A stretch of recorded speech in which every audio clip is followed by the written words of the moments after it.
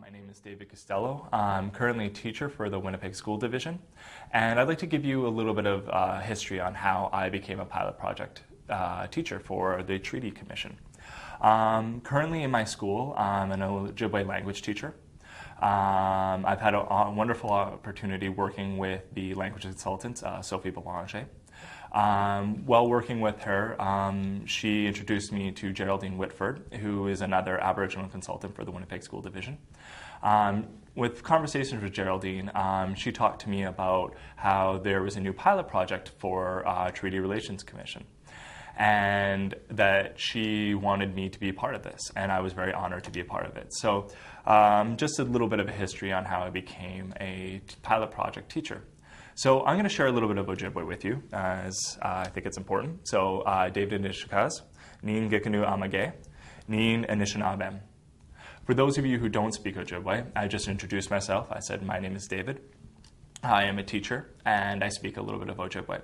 And I do apologize for those of you who do speak Ojibwe. That's probably the worst Ojibwe you've ever heard. I decided to do with my classroom the inquiry method in order for students to better understand treaties. The first thing I did was I laid out the artifacts available to us, provided to us by the Treaty Commission. I then had my students look at all these artifacts. They then developed questions about the treaties. So some of the questions that my students were focused in on were, where were the treaties made? How many treaties are in Manitoba? How long do treaties last? Are treaties just for Aboriginal people? What does a status card provide for people? Why do we need treaties? And are there treaty people everywhere in Canada? From these questions, I was able to develop lesson plans. We also had several guest speakers come in, including Commissioner Wilson, as well as the Ojibwe language support teacher from Winnipeg School Division. Once students had the lesson plans and had some knowledge about treaties, it was then their responsibility to then focus in on a topic. Once they focused in on a topic and did some research, they then had to decide how they were going to present their product and share their information. My requirement for that was that it'd have to be literacy with ICT, so it'd have to have some sort of technology component. Students developed such projects including a timeline on the smartboard as well as a vortex. One group of students created a PowerPoint Jeopardy game. Another group of students created photo stories around oral legends. Another group of students created a brochure. And my final two groups, one focused in on a play, the play Kinnikinnick, also available within the treaty kit. And my final group did a whole video about all of us learning about treaties and the education. So my next year, what I decided to do was focus a little bit more on teacher-created questions. Although I found the inquiry cycle a very good way of having students generate their own questions with their own interests, I found the greatest difficulty was that students had a lot of problems coming up with their own questions because they had very little previous knowledge about the treaties. So what I decided to do was come up with what I thought were the most important questions that a student would need to know or be able to answer about treaties, and then work backwards from there and created lesson plans surrounding these questions. So our first question was, what is a treaty? And we just did a simple, we started off with a simple smartboard activity, which you can find from the OTC website, which is an excellent resource. I recommend it to anybody trying to teach treaties. So with this one, what we did is a treaty is more than a promise. So we started off with, what is a promise? What does a promise mean? How do you keep a promise? Things like that. From there, we decided, I had students brainstorm the role of a teacher versus the role of a student. Once they had a brainstorm and we voted on the most important things that a teacher should be doing in a classroom, as well as a student, we decided to make a classroom treaty. I had everything with the role of a student versus the role of a teacher, and I had everybody sign, including myself, on the back. Now, as teachers go, we get very, very busy in our day-to-day lives, as you know, and what happened was the treaty kind of went into the background while I taught other subjects. And what happened one day, which was a really, really beautiful moment for me as a teacher, was that one of my kids put up his hand. And he got really, really angry. And he said, "Mr. Costello," and I said, "Yeah." He said, "You know, you've got that treaty hanging on the wall. And one of the things on the treaty says that you will give us treats from time to time if we do our work. And you know what, Mr. Costello? You're not honoring your part of the treaty." And I thought, You know, this is one of those great moments in teaching because you sit there and you go home every night and you think, how am I going to get these kids to learn? You know, how are they going to get them to really understand the material that I'm presenting? And all it took was me not honoring my part of the treaty for the kids to really understand the obligations that both sides have to the treaty. So I really recommend that as a teacher. If you can go out, create a treaty, put something in there like, you know, your obligation, and not fulfill your part, but make sure that they're always doing their part, they're going to get upset, and they're going to really, really understand that a treaty works both ways, that both sides need to have an obligation for that. So it was a really, really good moment for me. Another question that I centered upon was, what are some symbols of the treaty? And from there we started off again. I grabbed a great smartboard activity from the OTC website, and we looked at the treaty medal. And that was our big focus for an art project. Now, for those of you who don't know, the treaty medal is available in your treaty kit, and it's a great resource. You can pass it around. It's very large. Kids, especially younger students, really like to look at these types of things. We did an art project where students had to recreate their own treaty medals, which was really good, but we also talked about the focus in there. And if you look at the treaty medal, there's some very, very important things. For example, there is the sun shining in the background. The sun, of course, represents the creator. There is the rivers flowing, which represents birth or the new process, especially with the agreements between the Aboriginal people and the Canadian government. And the grass growing, which represents Mother Earth. So there's a lot of symbolism within the treaty medal that you can really, really talk about and discuss with your kids, as well as doing an art project, which is very hands-on and a lot of fun for the students.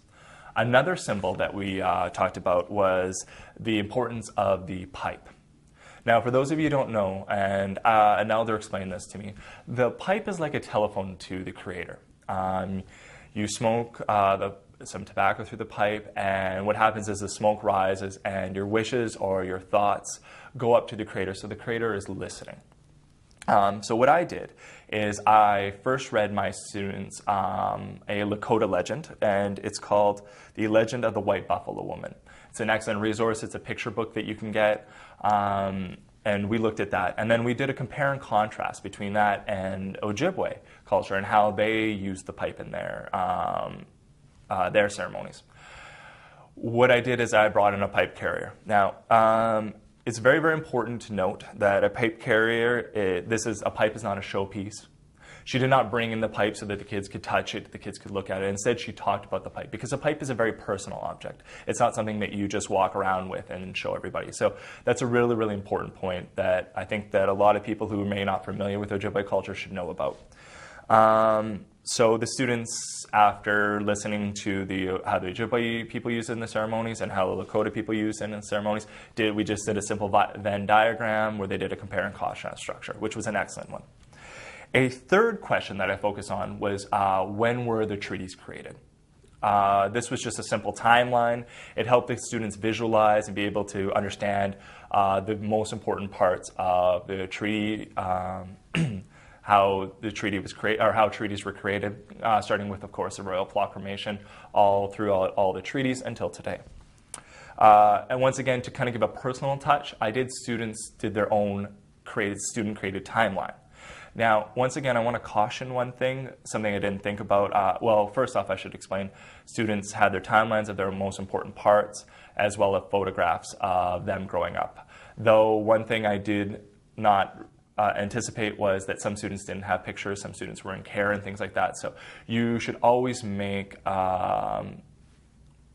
have something available for those students, okay? And explain that, maybe you don't have pictures of yourself. So it's just a little bit of a cautionary note that I didn't even think about until it happened.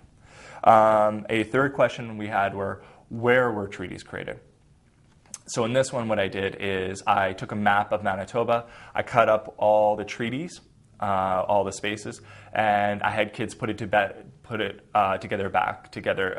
into the province of Manitoba as a jigsaw puzzle. It was a fun hands-on activity, and it gave them real spatial awareness of where the treaties were created. For my next question, we asked, what were some of the benefits of the treaty? I used the lesson plans within the treaty kit available for you. They were really good. We talked about benefits for the First Nations as well as benefits for the Canadian government over the treaties. Finally, we did, the last question we've emphasized was, what does "we are all treaty people" mean? This was a really, really great lesson because what we did is we looked at all the media messages. We talked about how, you see the bus. We talked about the emphasis of one of the treaty posters had Fred Penner on there. And one of my kids asked, well, Mr. Costello, I didn't know Fred Penner was Aboriginal. I said, he's not. That's what it means. We are all treaty people, not just, I think a lot of people and a lot of students really emphasize that treaties were just for Aboriginal people. And if you look at the media messages, if you look at the billboards, and you really understand, and once they get the focus of what "we are all treaty people" mean, it means it's for everybody. It's for every Canadian citizen. And I think that's a really important point to really emphasize with your students.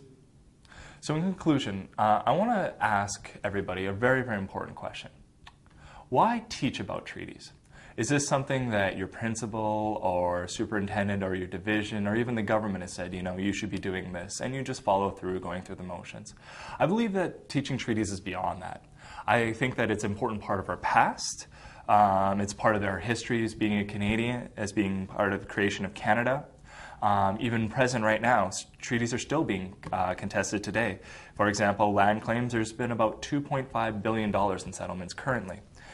In the future, 1/3 of Canada could become treaty land, and over $20 billion in settlements within the future. So when you ask yourself why teach about treaties, I think as a Canadian citizen, it's a very, very important thing that we all know about this and that we all understand that we are treaty people.